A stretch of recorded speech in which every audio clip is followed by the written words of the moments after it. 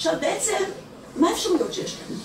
יש לנו 22 אותיות בסך הכל, שחמש מהם הם גם אותיות סופיות. כל צירוף שונה בין האותיות יוצר אנרגיה אחרת, תדר אחר, למשל שם שמתחיל מי יש פה שם שמתחיל באות א'? הנה, יש פה כמה א'. מי יש לו שם שמסתיים באות א'? או באמצע שלו יש א'? אוקיי. זאת אומרת, אנחנו בעצם, הצירופים השונים, עם האותי בתחילת השם שלנו, באמצע השם, או בסוף של השם, יש לה כוח אחר לאות הזאת. כי תחילת מילה, תחילת השם, זה תחילת האנרגיה שאיתה אנחנו יוצאים לעולם. נולדנו והנה זה השם. אז הוא מתחיל באות המסוימת הזאת. ככל שאנחנו מתקרבים אל המגע עם הזולת, אופס, זה כבר הקונטקט עצמו. ואז אנחנו כבר, האות הזאת הרבה יותר פעילה. למשל מישהו ששמו סגי, אז הוא נגמר באלף, אז האלף שלו היא הרבה יותר חזקה ממי שאביבית שמתחילה באלף. כי יש לה המון אותיות עד הסוף. יש לה הרבה... מאלף ועטף. מאלף ועטף, תכף נגיע גם לזה, זה מעניין. אז השם בעצם הוא מקבץ של הזדמנויות, כי עם כל אות היא תדר, וכל אות היא הזדמנות, וכל אות היא דלת שנפתחת, יש לנו בעצם קוד פנימי מרתק, שאם נכיר היטב את האותיות, את האופציות שקיימות, נבין עד כמה הדבר הזה חזק. והנה, דיברנו על א' ות'.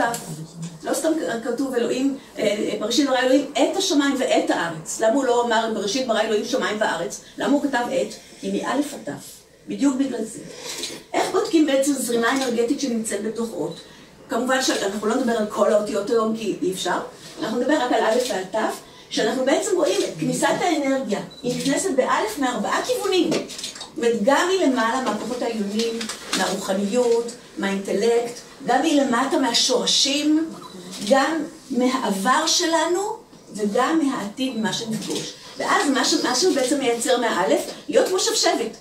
רוח שמסתובבת, ולכן מי שיש לו אלף בשם שלו, זה מישהו שיש לו כוח להניע את עצמו, ולהניע אנשים אחרים. הוא כל הזמן נמצא בתנועה, תנועה פיזית ותנועה מנטלית.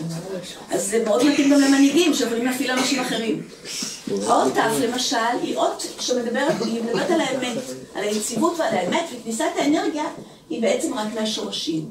ולכן באות ת' מי שמסתיים השם שלו באות ת', רונית, פזית, עירית וכולי, כל דורית, כל מה שאתם רוצים, בעצם, קודם כל זה אנשים שמחוברים מאוד באמת, ובקונטקט שלו מול העולם, הם חייבים להישיר מבט עם האמת אל כל מה שקורה הלאה. הם לא מוותרים על האמת, היא מאוד חזקה אצלנו.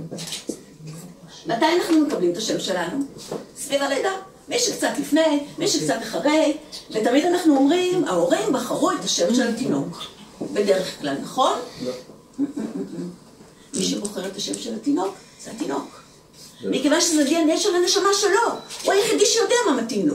ומכיוון שכך הוא משדר בדרכו הבלתי ורבלית, בין אם זה בתקופת ההיריון ובין אם זה אחרי הלידה, ותמיד שואלים אותי, אני מילדת דרך אגב, כמו שלא יודע, אז בחדר הלידה היו שואלים אותי, הרבה פעמים זוגות, איזה שם כדאי לקרוא לילד? והיו באים עם רשימה של שמות. זה וזה וזה, והייתי אומרת להם, אף פעם לא הייתי אומרת להם מה לבחור, כי זה לא התפקיד שלי, אבל הייתי מסבירה להם את האנרגיה של כל שם וכל שם, ואמרתי להם, חכו, שבו בבית עם התינוק, על הידיים, בין אם כשהוא יונד או סתם מחזיקים אותו על הידיים, ותסתכלו עליו, ותראו אם כל אחד מהרשימה של השמות שיש לכם, זה בכלל מתאים לו. פתאום תראו ששום דבר לא מתאים, פתאום משהו חדש יוצא מבפנים, ואתם לא מבינים מאיפה. זאת אומרת, בעצם הוא תקשר איתכם, וסיפר לכם בצורה מאוד מאוד ברורה, בשפה הבלתי ורבלית שלו, איך השם שלו שמתאים לו. אז בעצם אנחנו מקבלים את זה סביב הלידה, זה הבחירה של הנשמה, והשם שלנו הוא ה-DNA של הנשמה, ולכן רק הנשמה יודעת לזהות את הדבר הזה. ולפעמים לא ההורים יודעים את השם של הילד. לפעמים האח בבית אומר לאמא ואבא, לא, צריך לקרוא לו ככה וככה. או הסבתא פתאום אומרת, לא, זה ככה. כאילו, קיבלתי את זה בחלום או משהו.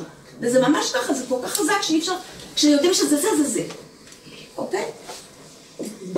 אז בואו נבדוק מה כדאי, ומה פחות כדאי. יש לנו שמות חיבה, נדבר עליהם תכף. אני מאוד אודה לך, כי אני נורא צרודה. שמת לך טיפונת חמים. מצוין. שמות חיבה נדבר עליהם, מה זה שמות שפותחים מבחינה אנרגטית? מה זה שמות שמגדילים או חוסמים מבחינה אנרגטית? האם נכון לתת שמות על שם יקיר שנפטר ורוצים להנציח אותו?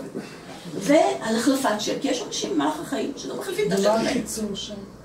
קיצור? זאת אומרת, זה בעצם שם חיבה. לא, קיצור, מטליה לטליה. עוד פעם? מטליה לטליה. אז בסדר, זה שם חיבה.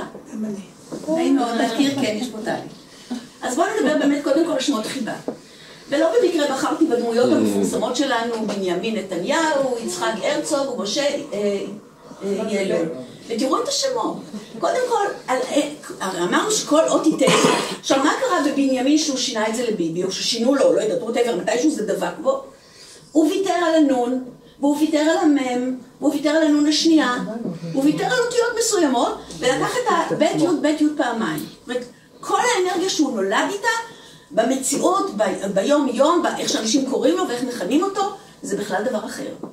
או יצחק הרצוג, מאיפה בא בוז'י, רק אלוהים יודע.